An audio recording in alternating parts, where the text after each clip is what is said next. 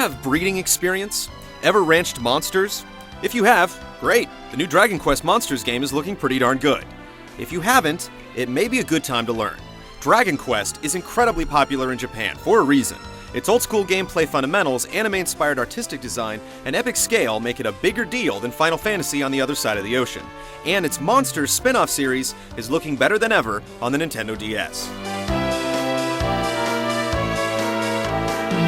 If you've played Dragon Quest VIII at all, then you'll see a lot of similarities. The same cel-shaded character designs, the way day turns to night as you wander around the world, the overall feel is definitely Dragon Quest. You take on the role of a juvenile ex-con, given freedom on the condition that you help out the kingdom with your critter wrangling skills.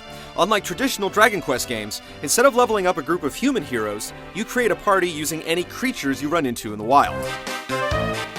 By selecting the Scout command during a battle, your monsters will attempt to persuade the enemy to join your team. If the target monster isn't tempted by your offer, they'll get angry and retaliate with a little extra oomph, so you'll want to be careful who you ask to join your team. You'll travel from island to island during your adventure, amassing an army of monsters and exploring the depths of each island before moving on to the next. A ranking system in the game gradually introduces you to tougher enemies, more impressive loot, and access to new areas. The more you play Joker, the more the game rewards you.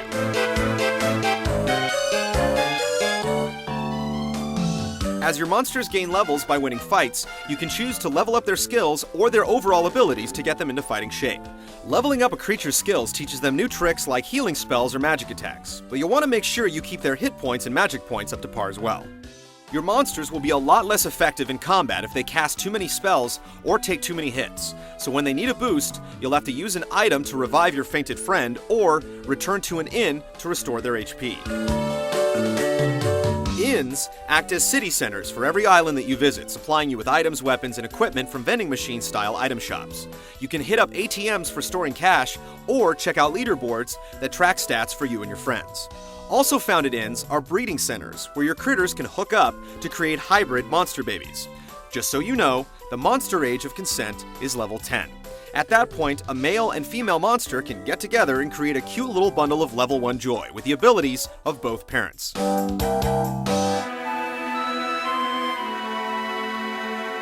There are hundreds of monsters to recruit, level up, and breed, and the combat is actually pretty engaging.